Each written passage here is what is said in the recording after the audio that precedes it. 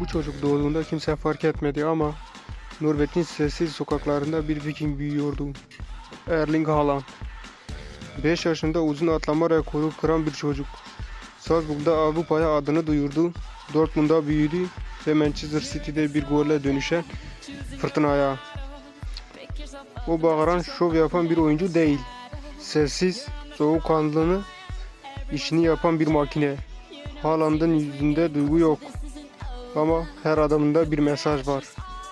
Ben geldim ve durmayacağım.